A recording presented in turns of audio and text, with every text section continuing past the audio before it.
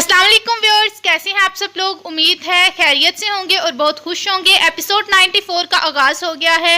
Episode की तरफ आगे बढ़ने से पहले प्लीज़ मेरा चैनल सब्सक्राइब करिएगा और बेल आइकन पर क्लिक करिएगा ताकि हर आने वाला एपिसोड आपको मिलता रहे।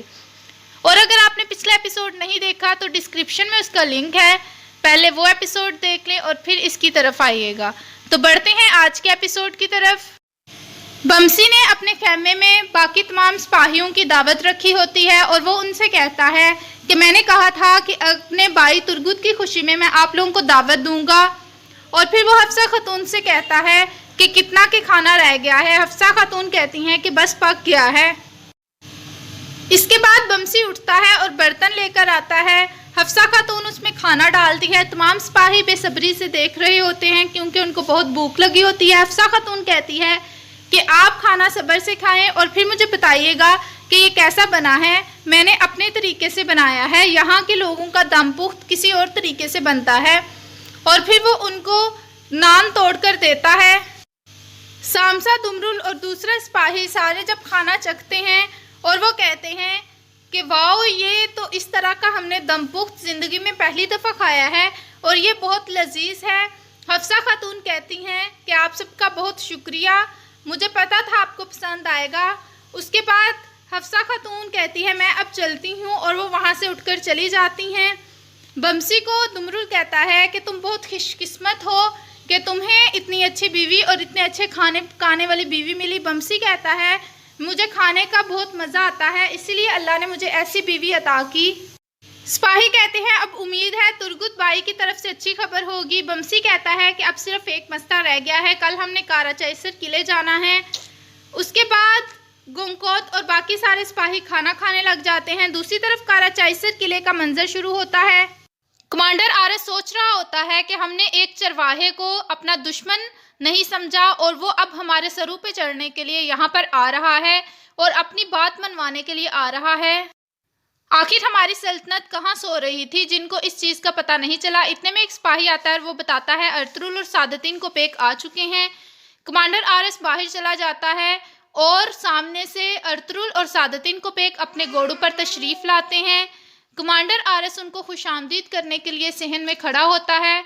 वो अर्तुरुल और सादतीन को पेक को अलहदा खुशामदीद कहता है और कहता है आए चलें और बात करते हैं।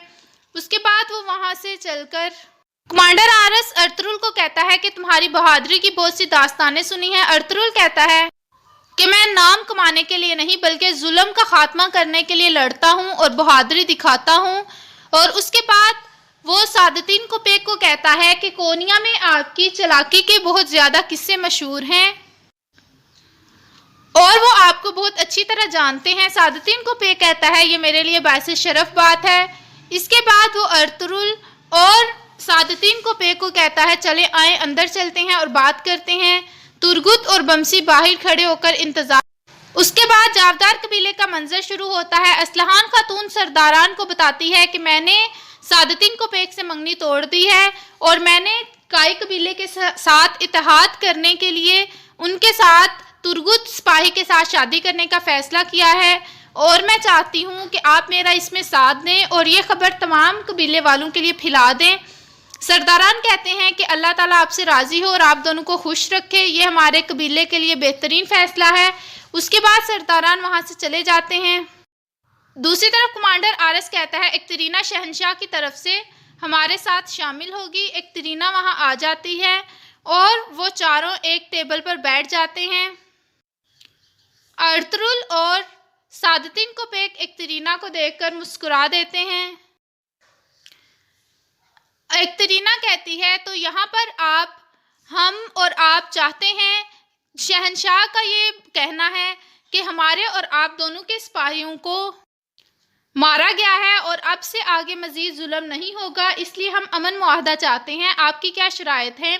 अर्तुरुल कहता है कि आप हमें क्या देना चाहते हैं। वो सोने के सिक्के और महसूलात की बात करते हैं। अर्तुरुल कहता है मुझे इसके अलावा एक और बात मनवानी है, वो ये कि यहाँ के तमाम मुसलमान ताजिर जो हैं उनका हमें पता होना चाहिए वो किस हाल में हैं, उनको आज़ादाना तजारत की इजाज़त दी जाए और इसके अलावा तमाम तजारती रास्ते हमारे हवाले किए जाएं और किले में मौजूद सिपाहियों की तादाद एक हद तक रहेगी।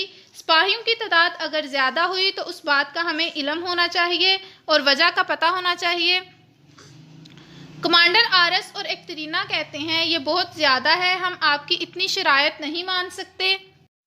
इसका तो यही मतलब हुआ कि हम किला आपके हवाले करने के लिए तैयार हैं। अर्तुगरुल कहता है मेरी ये शराइत है, अगर आप मान सकते हैं तो ठीक है, वरना फिर जंग के लिए तैयार रहें। एक्तरीना कहती है इससे आपकी सिपाहियों की जानें भी ज़ाया हो सकती हैं। अर्तुगरुल कहता है कि मेरी फिर भी यही शराइत रहेंगी, मेरे सिपाही शहीद होने के लिए हर वक्त तैयार रहते हैं, और अगर आपको ये शराइत मंजूर नहीं है तो मुझे बता दें। कमांडर आरस कहता है हमें कुछ देर की मोहलत दें। अर्तुगरुल कहता है आपके पास सिर्फ कुछ वक्त का, लम्हों का टाइम है, आप सोच लें। और फिर वो वहाँ से उठकर दूसरी तरफ बाहर आ जाता है।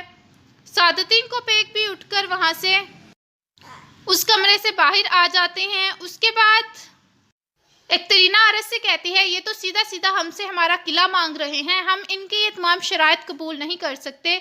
आरस कहता है कि हमें अपने दुश्मनों का पहले से पता होना चाहिए, अब हमारे पास और कोई चारा नहीं है। दूसरी तरफ सादतीन को पेक अर्तुगरुल को कहता है हम यहाँ पर एक मुआहदा करने आए हैं, लेकिन तुम्हारी जो बातें हैं, तुम्हारे इन तमाम बातों की वजह से वो अमन मुआहदे से मुकर भी सकते हैं। अर्तुगरुल कहता है कि मुझे इससे कोई मसला नहीं है, फिर वो मुझे दूसरी तरह से किला देंगे। सादतीन को पेक कहता है अगर ऐसा होता है कि वो हमें किला नहीं देते तो इस सब के जिम्मेदार तुम ठहराए जाओगे, और तुम्हें अंदाज़ा है कि हमारी फ़ौजें इस वक्त यहाँ पर नहीं आ सकती।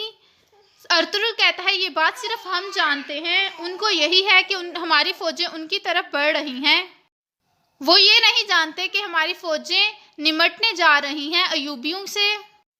सादतीन को पे कहता है मुझे फिर भी तुम्हारी शराइत पर यकीन नहीं है, तुम खुद को क्या समझते हो, वो जो सोना हमें मिल रहा है क्या वो काफ़ी नहीं है।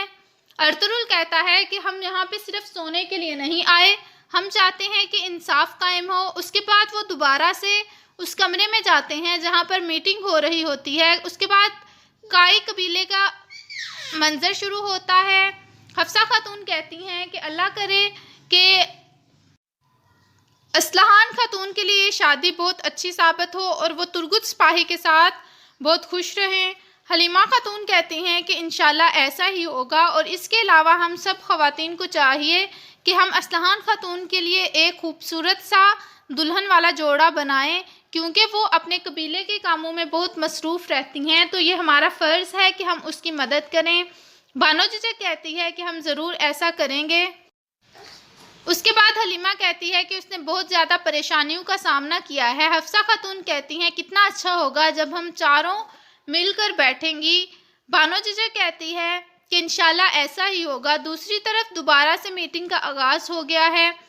कमांडर आरस कहता है कि अर्तुगरुल साहब मैं आपकी शराइत मानने के लिए तैयार हूँ, लेकिन मुझे आपकी तरफ से एक और चीज़ चाहिए। अर्तुगरुल कहता है शराइत यहाँ पर हम मनवाने आए हैं, आपके लिए सिर्फ यही है कि आप हमारी शराइत माने, मैं आपकी किसी भी शर्त मानने के लिए तैयार नहीं हूँ।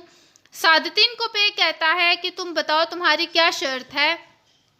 कमांडर आरस कहता है कि मैं चाहता हूँ कि अर्तुगरुल मुझ पर एतमाद करे। अर्तुगरुल कहता है क्या मतलब है इस बात का। कमांडर आरस उठता है और अर्तुगरुल के आगे हाथ कर देता है और कहता है आज से मैं तुम्हारा दोस्त रहूँगा। मैंने बहुत से दुश्मन देखे हैं मैंने, लेकिन तुम्हारे जैसा दुश्मन नहीं देखा। मैं चाहता हूँ कि हम एक दूसरे के साथ दोस्त बने और एतमाद का इजहार करें, फिर ही हम तमाम मराहल से अच्छे तरीके से गुजर सकते हैं। अर्तुगरुल कहता है मैं अपने दुश्मन को कभी भी दोस्त नहीं बनाता, और अगर मैं तुम पर एतमाद करता हूँ तो तुम एक गलत इंसान, एक गलत रियासत की तरफ जा रहे हो। सादतीन को पे कहता है कि इसका मतलब है कि आप लोगों ने हमारे तमाम मुतालबात मान लिए हैं। उसके बाद कागजी कार्रवाई होती है और सादतीन को पे सल्तनत की तरफ से मोहर लगाता है, दूसरी तरफ आरस अपने शहनशाह की तरफ से मोहर लगाता है और अमन मुआहदा तय हो जाता है।